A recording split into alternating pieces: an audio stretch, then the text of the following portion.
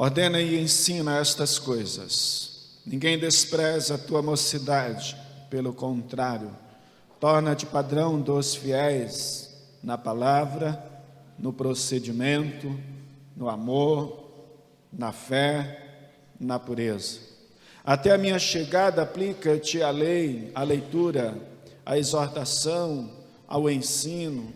Não te faças negligente para com o dom que há em ti, o qual te foi concedido mediante profecia, com a imposição das mãos do presbitério.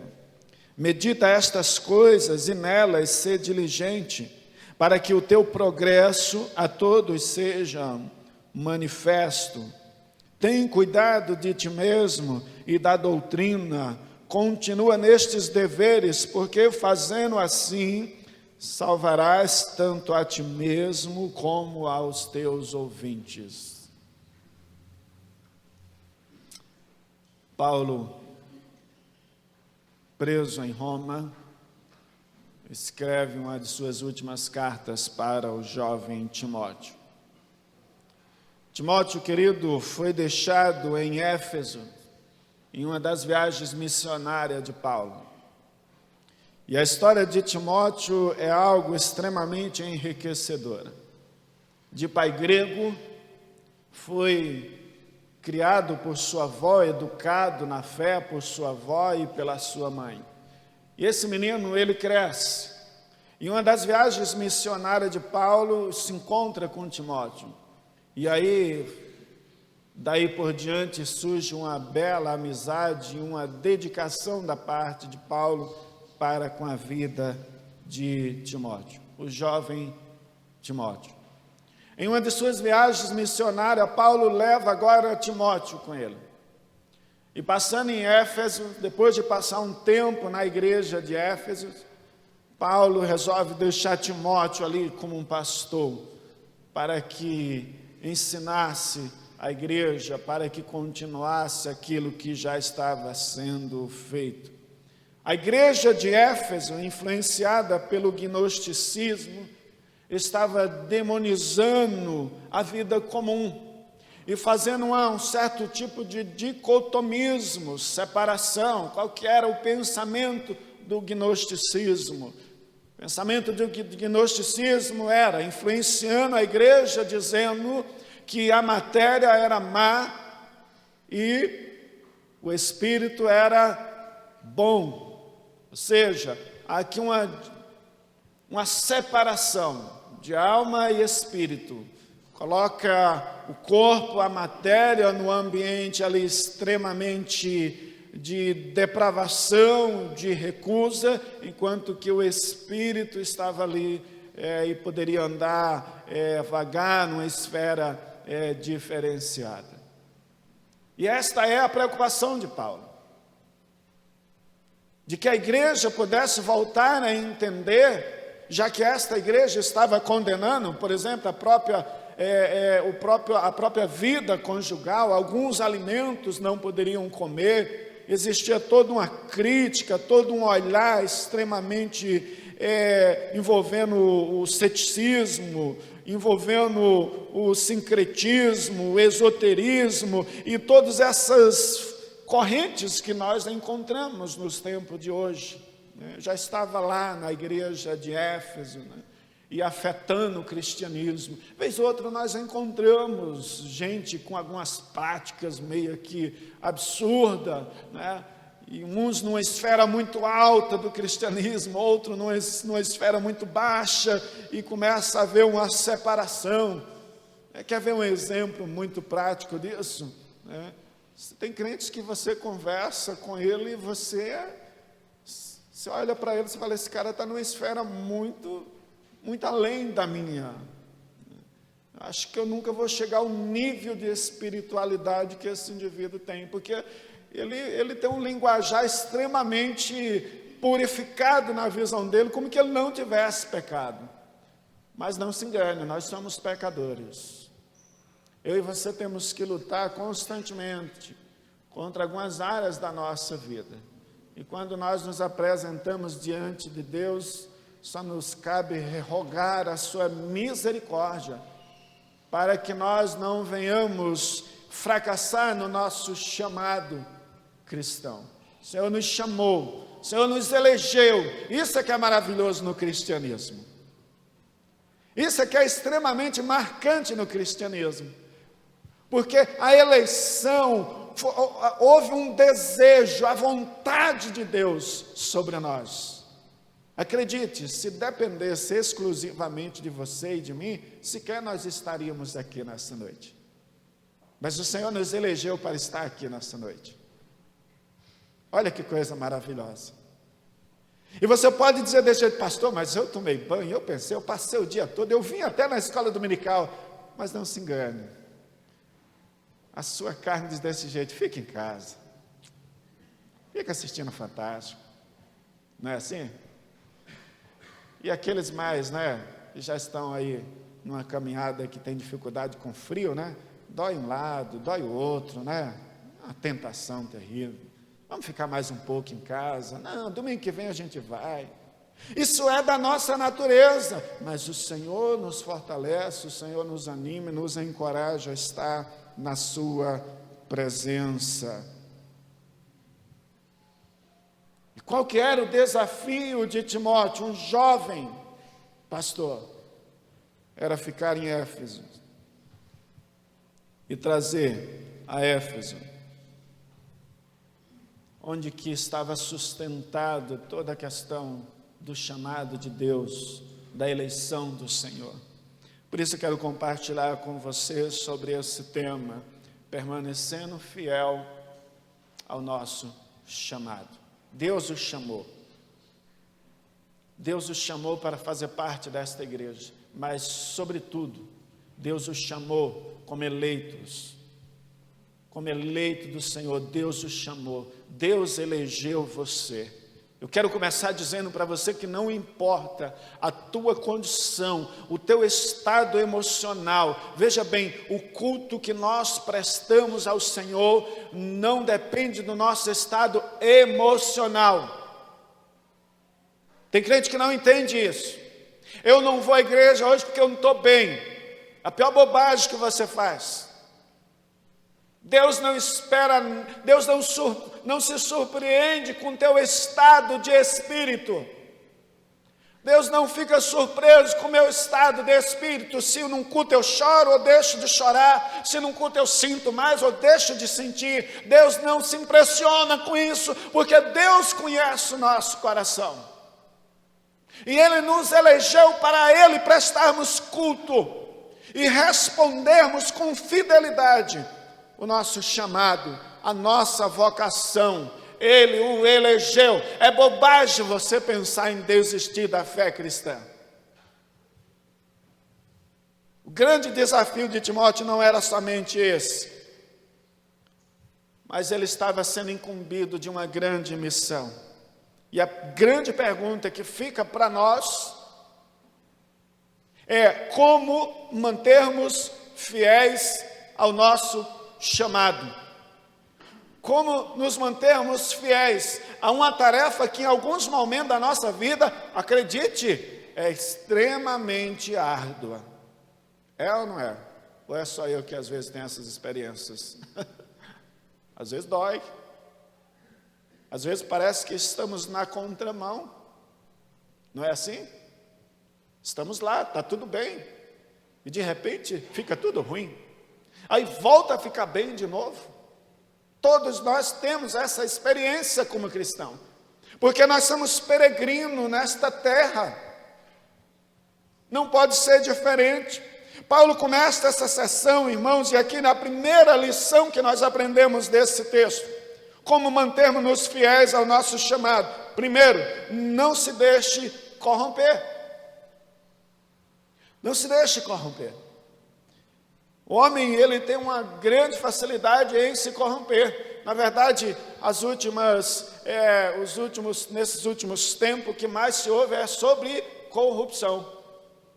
Eu nunca vi gente enriquecer tanto, eu nunca vi aparecer tanta corrupção na nossa nação quanto temos visto. Corrupção. E algumas pessoas ficam surpresas. Ai, mas até o fulano, é ele mesmo.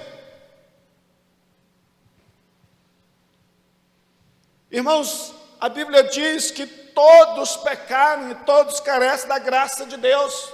Depravação total, conforme Romanos, quando Paulo escreve à igreja aos Romanos. Depravação total. Não tem para onde correr. Nós necessitamos da graça de Deus. Paulo começa esta sessão usando o imperativo, ordenar, que significa incutir, e que pode ser traduzido por estigar, ou seja, uma ação de fazer, sentir e instigar alguém incessantemente a uma tarefa, a algo a estar sendo realizado. Por isso, em sequência, ele faz o uso da expressão torna-te padrão dos fiéis. Ordenar, estigar. É isso que nós precisamos da parte de Deus. Sermos a cada dia estigado, ordenado a estar cumprindo a vontade do Senhor. Clame por isso. Clame por este estigar de Deus, por este incutir a verdade no vosso coração e naqueles que estão ao seu lado. Padrão dos fiéis. Está aqui, eu acredito, irmãos, uma tarefa mais difícil para alguns cristãos do nosso tempo. O ser padrão dos fiéis. O não aceitar o padrão bíblico de cristianismo. Uma das grandes dificuldades que nós vemos no nosso tempo é isso. A não aceitação do padrão bíblico de cristianismo. Via de regra, quando você vai falar com um jovem que saiu da faculdade, ou até outros, de outras idades, você vai encontrar a raiz teórica de pensamento dele. E geralmente ele começa dizendo, não, mas isso não é bem assim. Ele não aceita o padrão bíblico ao qual ele deve se submeter. Ele não aceita essa submissão, e por ele não aceitar essa submissão, ele diz, olha, tá bom assim, o meu padrão é o padrão melhor a ser seguido. Por isso que às vezes nós encontramos lá nas mídias sociais, eu fico só ouvindo essas coisas.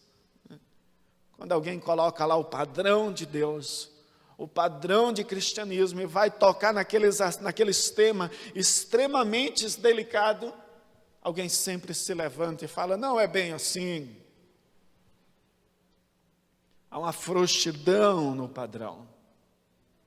O desafio deste jovem é interessante aqui, porque parece que Paulo usa a figura aqui, o nome jovem, né, mocidade, para de fato dizer que mocidade jovem tem as suas paixões. Tem ou não tem? Eu lembro, irmãos, eu não gosto de falar isso porque dá a entender que eu sou muito velho, eu só tenho 43 anos, mas eu lembro que há 20 anos atrás, meus 20 anos de idade, eu tomei algumas decisões, acredito que não foi saudável não, eu não me orgulho não. Mas por conta de quê? Das paixões. Jovem apaixonado, jovem impetuoso. Paulo diz, torna-te padrão dos fiéis, e não deixe que ninguém despreze a vossa mocidade. O que é que Paulo estava dizendo?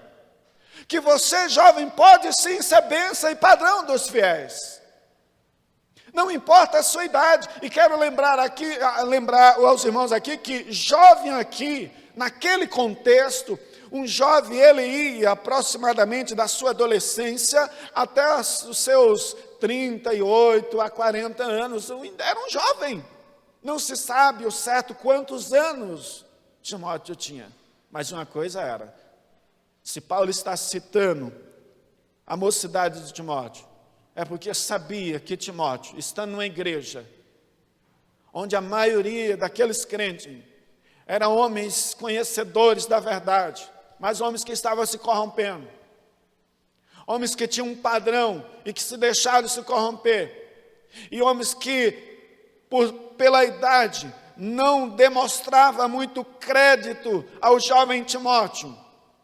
Paulo está dizendo desse jeito: Timóteo, deixa eu te falar uma coisa, você não precisa deixar de ser, perder a sua identidade de jovem. Mas, sobretudo, Timóteo, ensina e te torna padrão dos fiéis. Você pode ser uma bênção. Timóteo, você pode sim ser uma bênção nesta igreja. Padrão dos fiéis. Eis a razão pela qual Paulo chama a atenção desse jovem. Para que ninguém os despreze por conta da sua mocidade. E é por isso que ele vem. Paulo está dizendo a esse jovem que acima de tudo isso, existe algo superior à palavra de Deus e à sua vida relacional com a igreja. Acima de todas essas paixões existe a palavra do Senhor. Acima do meu padrão existe o padrão de Deus. É por isso que Timóteo deveria tomar o devido cuidado em relação a tudo isso. Padrão de Deus. Qual que é o padrão de Deus para a sua vida? Qual que é o padrão de Deus para a sua vida? Quando nós atentamos para o padrão de Deus, nós vamos nos deparar que o padrão de Deus é muito elevado e nós só conseguiremos chegar até lá se o Senhor for conosco. Se o Senhor agir de forma misericordiosa conosco. Então, peraí. Se a vida relacional, e Timóteo deveria pregar a palavra, que Timóteo deveria ter esta experiência, e que a palavra de Deus, irmãos, e a sua vida relacional com a igreja era importante, então, meu caro, não me diga que eu não tenho nada a ver com a sua vida como pastor, como seu irmão em Cristo. Não me diga, jovem, que eu não tenho nada a ver com a sua história, com as suas decisões. Não me diga que aquela senhorinha, aquele jovem que está orando por você, seja você jovem, seja você já numa vida relacional, não me diga que as suas escolhas erradas não tem a ver com esta igreja visível ao qual Deus colocou você. Não me diga isso, porque o padrão de Deus é o melhor padrão. E Deus preservou você nesta igreja, num bom relacionamento, para que você seja bênção, para que você seja um testemunho vivo da sua graça. Então nada nesta vida serve como desculpa, nem sequer as nossas paixões de jovens, os nossos desejos. Nós devemos sim preservar a unidade da fé. Nós devemos sim buscar o padrão de Deus. Nós devemos sim responder com testemunho vivo da graça e do nosso chamado. Não se deixando se corromper. Não se deixe corromper. Ouça a voz de Deus para a sua vida. Seja alguém que encontra, assim como vai dizer a carta ao livro de Provérbios, busque nas multidões de conselhos sabedoria, porque lá há sabedoria para a sua vida.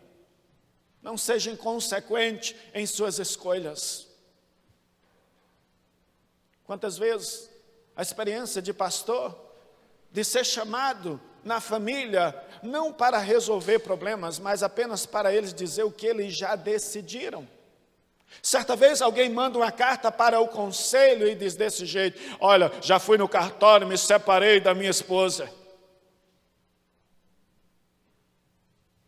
Já parou para pensar? Qual a importância da igreja? Qual a importância da palavra, do padrão de Deus para uma pessoa dessa? Nenhuma. Por isso que há uma exortação aqui de Paulo,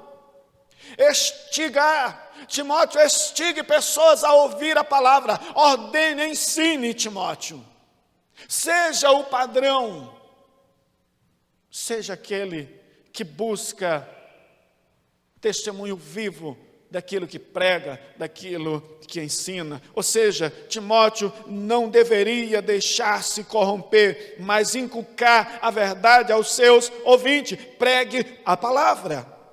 Mas como jovem, irmãos, Timóteo seria capaz de manter-se fiel ao seu chamado cristão e ministerial sem que se corrompesse na igreja de Éfeso?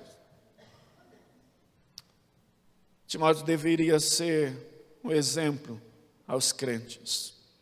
Mas exemplos no quê? Olha só, exemplo na palavra, exemplo no falar.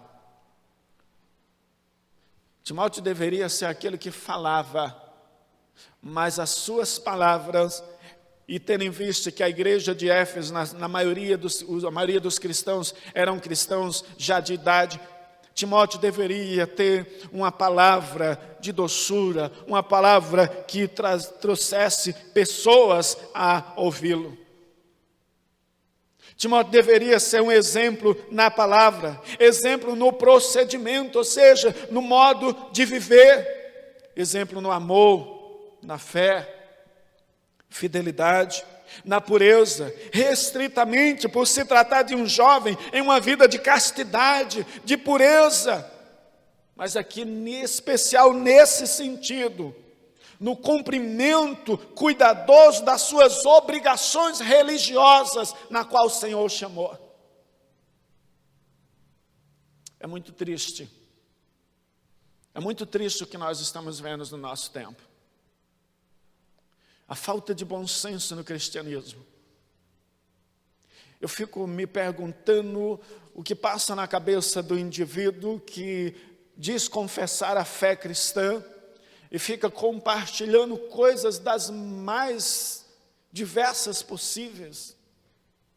Pessoas que não pensam no seu irmão, e aqui eu não quero entrar nesta área, mas está lá num certo ambiente, e vai lá, tira uma selfie, e atrás, nem vou falar para você o que está na mesa, está um pouco preocupado com aquele irmãozinho que está chegando à fé cristã, sem qualquer conhecimento, que está chegando com a visão.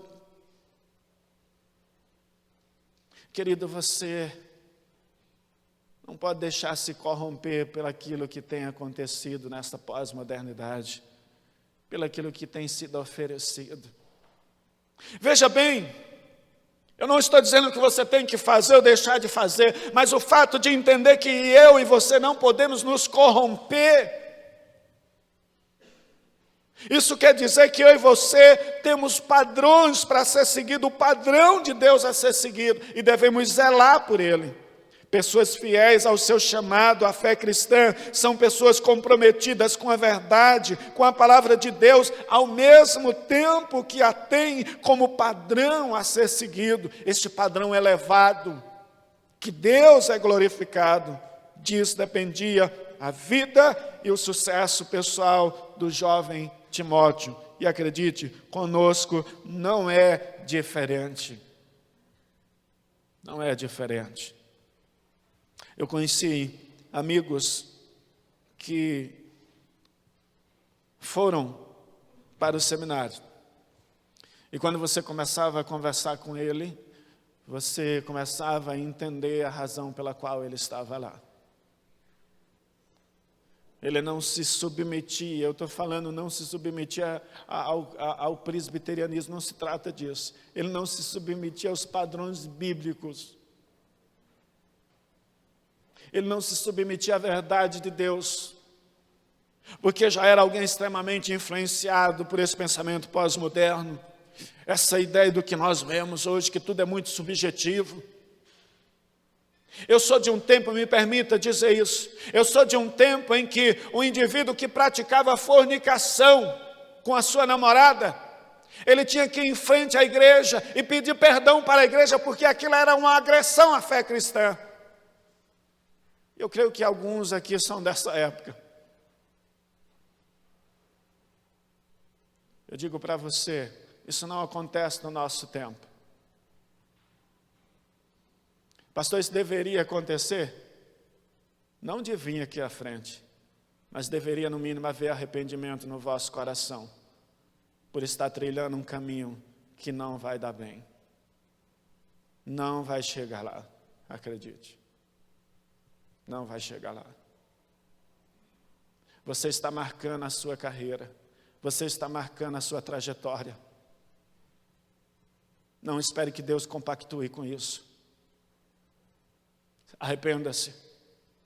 Precisa haver um arrependimento no nosso coração. Quantas coisas nós precisamos de Deus para nos ajudar, para tratar a nossa alma. Nós acabamos de cantar um cântico, Senhor, eu aqui outra vez. Nós acabamos de glorificar a Deus, e o que nos vem à nossa mente é tão somente a misericórdia de Deus, porque Ele nos permitiu mais uma vez estarmos na sua presença, e devemos reconhecer a sua graça, porque muito embora cometemos pecado, o Senhor é misericordioso para com a nossa vida. Precisa haver uma mudança em nosso ser, em nosso coração. Por isso nós estamos vivendo um tempo de um cristianismo morno, um cristianismo indiferente a tudo aquilo que está acontecendo. Por isso, às vezes, o culto é um culto tão diferente, nada acontece. Nós estamos no culto, mas não estamos com o nosso pensamento cativo, a nossa alma entregues a tudo aquilo que o Senhor está fazendo. Não se deixe corromper-se, seja padrão. Busque o padrão de Deus. Paulo encerra esta primeira parte dizendo, no verso 13, até a minha chegada, aplica-te à leitura e exorta ao ensino. A exortação ao ensino. Paulo estava para visitar Timóteo, Paulo esperava, irmãos, que quando chegasse lá na igreja de Éfeso, na sua visita a Timóteo, ele ia ver um Timóteo empenhado, um Timóteo trabalhando, um jovem empenhado em toda a sua tarefa, o seu chamado. Paulo esperava isso de Timóteo. Quando ele fosse visitar, era um desejo de Paulo, muito embora ele não chegou a visitar Timóteo. Porque na sua carta, na sua última carta, lá no capítulo 4, se não me engano, no verso 6 em diante, ele escreve a sua última carta para Timóteo, e ele diz desse jeito, Timóteo, como que uma despedida, de fato era uma despedida, ele vai dizer, capítulo 4, verso 6, quanto a mim, Timóteo, já estou sendo oferecido por libação, e o tempo da minha partida é chegado, combati o bom combate, completei a carreira, guardei a fé. Já agora a coroa da justiça me está guardada, ao qual o Senhor, reto juiz, me dará naquele dia, e não somente a mim, mas também a todos quantos amam a sua vinda. Ele sabia do que estava falando. Querido, precisamos da misericórdia de Deus, para que não venhamos ser corrompidos por uma geração que busca distorcer a verdade de Deus. Em segundo lugar, devemos nos manter fiéis ao Senhor, ao nosso chamado, não negligenciando a nossa vocação. A negligência é algo danoso, seja qual for a área da nossa vida humana. Acredite nisso. Pense em um engenheiro civil quando esse aprova um laudo sem que antes sequer foi até o local da obra. Negligência. Homens negligentes. Amanhã esta obra cairá. Pense em um juiz da vara criminal que dá uma sentença sem que antes sequer leu o que estava escrito nos autos. Alguém vai pagar o preço por isso. Por isso há uma necessidade de apegar-se à verdade de Deus e não negligenciarmos aquilo que o Senhor nos confiou. Pense num perito que sequer foi até o lugar do acidente, mas que aprovou o relatório. Pergunto, qual será o resultado final de todos aqueles envolvidos? se sequer ele foi lá? Se o que ele ouviu, os olhos não viu, como será o resultado disso? Pois é, querido, com o chamado cristão não é diferente. Deus espera que sejamos pessoas comprometidas com a nossa vocação, com o nosso chamado ministerial, com a nossa eleição. Deus nos elegeu. E Ele espera que sejamos pessoas comprometidas com o seu reino, com a sua palavra. A negligência é danosa. Paulo diz no verso 15 que um homem não negligente é alguém preocupado com o resultado do que envolve sua vida e a do próximo. Verso 15. O termo que ele usa aqui para meditar significa estar preocupado com, ou seja, ser diligente em cumprir uma tarefa a qual foi-lhe incumbido. Pergunto para você, você tem sido alguém diligente na obra do Senhor? Como que você tem visto aquilo que o Senhor colocou em suas mãos? O negligente, ele encontra desculpa para tudo. Negligente é tomado pelo um cansaço. Ele está sempre cansado. O negligente, ele deixa sempre para segundos planos aquilo que deveria ser hoje, que deveria ter um zelo. Ou seja, o ser diligente, ao contrário disso, é alguém preocupado com e de que forma a sua vida, o seu chamado, o seu ministério vai atingir ao outro, se de forma negativa ou positiva. É alguém que está buscando, assim como Timóteo, ser o padrão dos fiéis e cumprir a vontade, o chamado, a vocação, porque foi para isso que ele foi eleito. Te pergunto, meu irmão, até onde a sua vida, a nossa vida como um todo, a nossa vida ministerial, nesta igreja, tem atingido as pessoas, os nossos irmãos, e tem atingido de forma positiva? Até quando o seu ministério, até quando a sua fé, aquilo que você diz crer, até onde as suas declarações têm atingido ao teu próximo, aquele que está sentado ao seu lado? Em nome de Jesus, seja fiel ao seu chamado. Este foi o grande desafio para o jovem Timóteo. Ser fiel ao chamado. Buscar cumprir a vontade do Senhor. Até onde? Até onde podemos entender a tamanha necessidade de cumprirmos estes preceitos tão reais, tão verdadeiros. Seja alguém diligente na obra do Senhor. Seja alguém diligente lá na sua casa. Seja aquele que tem uma palavra do Senhor para a sua família.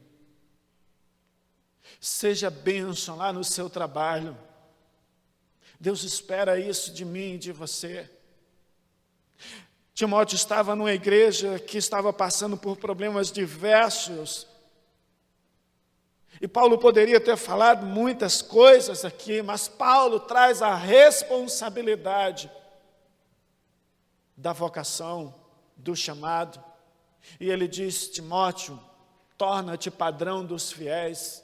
Timóteo, ser diligente em tudo aquilo ao qual foi incumbido, você foi incumbido a fazer.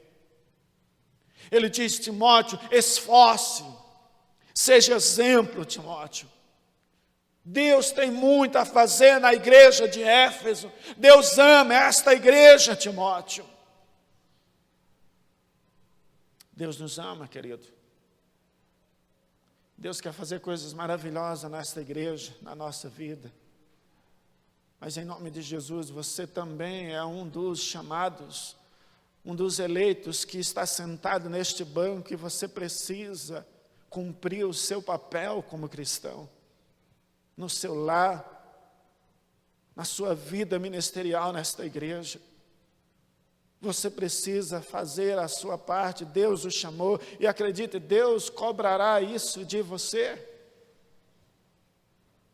É uma ordem.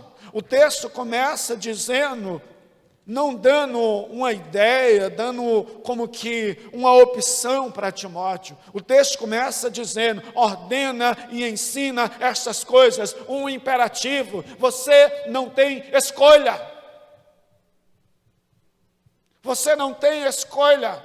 Os preceitos de Deus, a palavra de Deus não nos dá opções. Eu compartilhava isso na vigília, na sexta-feira. Me permita aqueles que não estavam lá, aqueles que estavam lá. Compartilhava sobre esta experiência, de que às vezes a gente acha que o nosso padrão, que o nosso projeto está acima do projeto de Deus para a nossa vida. E algumas pessoas acham que o seu projeto de frequentar esta igreja é esse projetinho medíocre que ele escolheu para si, de domingo a domingo. E olhe lá, isso é o teu projeto. O projeto de Deus envolve trabalho, envolve responsabilidade para com o teu próximo. Este é o projeto de Deus. E eu lembro da experiência de que nos meus primeiros 2 anos de seminário, certa vez, tomando, desculpa a expressão, bomba lá no seminário, nas provas, indo extremamente mal nas provas, eu voltava para casa e naquela sexta-feira, naquela quinta-feira, ou melhor, sexta-feira, eu voltei para casa e eu dizia para o Senhor, eu não quero isso para a minha vida, Senhor, eu não sou capaz de fazer isso. Como que eu posso ser pastor se eu sou tão ineficiente naquilo que faço? Sabe o que eu fiz? Na época a igreja pagava a metade do meu curso, e um curso caro. Naquele dia, cheguei tarde da noite, no sábado era a reunião do conselho. Eu falei desse jeito, eu vou fazer uma bela carta e vou levar para o conselho e vou dizer que eu não tenho mais condições de pagar a metade do meu curso. Olhando para a pobreza da igreja, esta igreja ela vai dizer desse jeito, não, então vamos deixar o Isaías de fora, a gente não tem condições de pagar a parte que nos cabe. Naquele dia, quando eu cheguei na reunião do conselho, terminou a reunião, o reverendo Zedequias era o pastor naquele tempo nesta igreja, ele disse, tem mais alguém que tem algum documento para entrar? E eu estava com o meu documento lá e eu dizia desse jeito, agora eu me saio bem, porque eu vou entregar esse documento, não vai ficar feio para mim, porque afinal de contas eu não sou mais seminarista, porque eu não posso pagar. É muito sensato, não é? Se eu não posso pagar, como que eu vou ser seminarista? Aí naquele dia, com o documento, quando foi apresentado a oportunidade de alguém falar, presbítero Becaro, miserável, ele se levanta e ele diz desse jeito, eu sou a favor de que nós paguemos, custeemos toda a mensalidade do seminarista Isaías. Em outras palavras, eu me lasquei. Tive que voltar para o seminário e continuar a minha vida, em meio às minhas limitações. E hoje, pela graça de Deus, estou aqui. Seu projeto pode ser projeto medíocre, por falta de fé, por falta de coragem, mas Deus tem algo grande para a tua vida. Busque o padrão de Deus para a sua vida. Pare de ser medíocre nesta fé cristã, que te leva domingo após domingo, e você não tem projeto para nada como cristão. Deus quer fazer algo, irmãos, na sua vida. Deus quer te usar como membro desta igreja. Você foi chamado, vocacionado, você foi eleito pelo Senhor. Em nome de Jesus, pare de arrumar desculpa para exercer a tua vocação, o teu chamado. Se ache neste ambiente que Deus te colocou. Você é membro deste corpo. Você tem responsabilidade para com esta igreja. Por isso, Paulo chama a atenção de Timóteo. Timóteo, não negligencie o seu chamado cristão.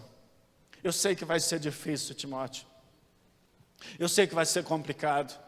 Lidar com gente não é fácil.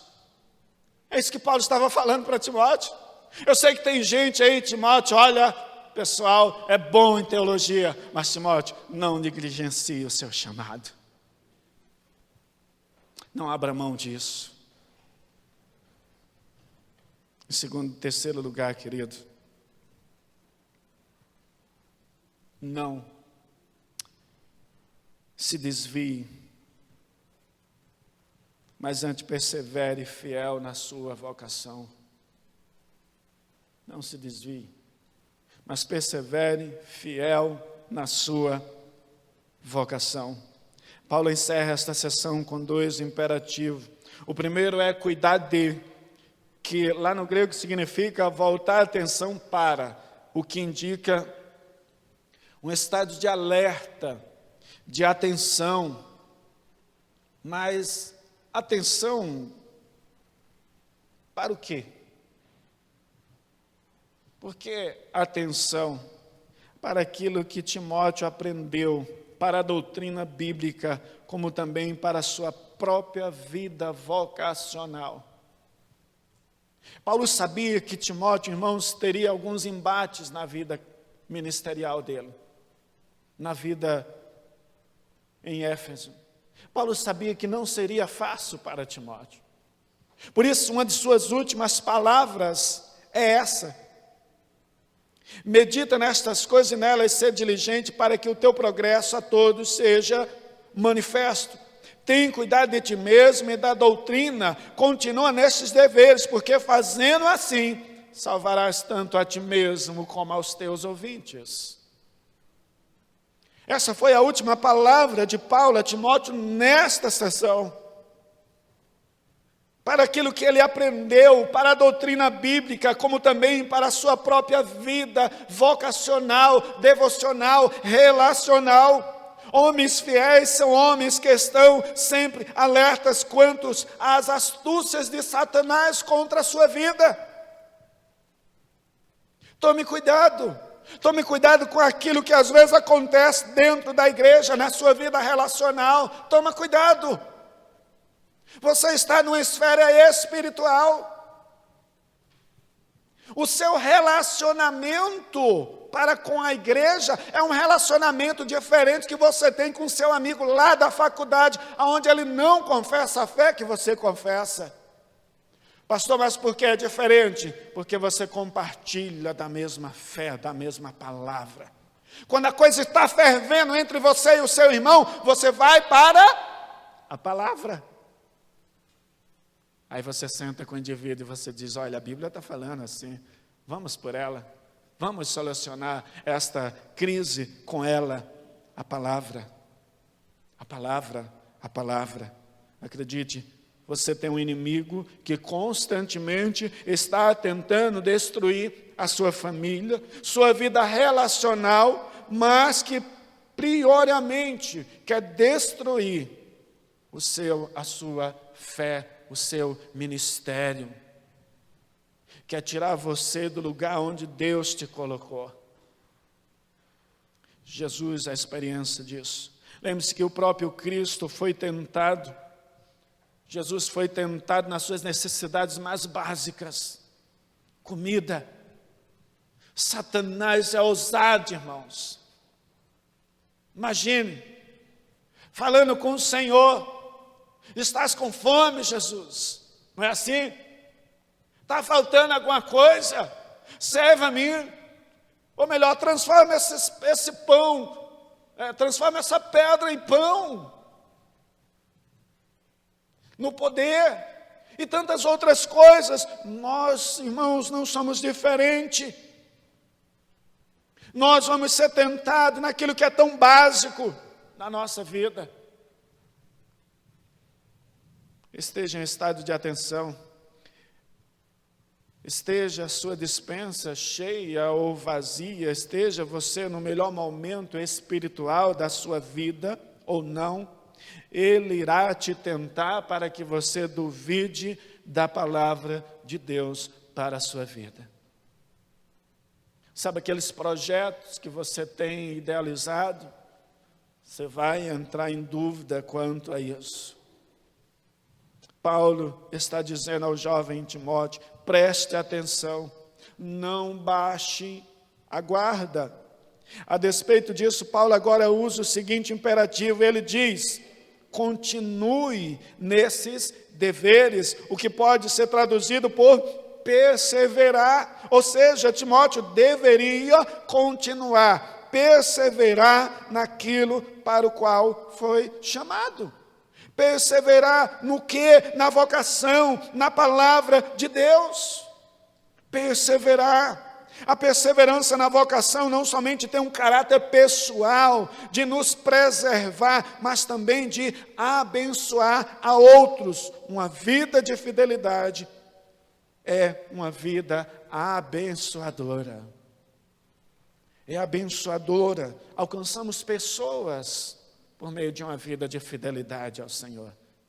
Nos comprometemos com pessoas quando somos fiéis ao Senhor. Cuidamos de pessoas, nos preocupamos com pessoas quando agimos com fidelidade ao Senhor. Pessoas são abençoadas como deve todo cristão, como dever de todo cristão, optarmos por sermos fiéis a Deus.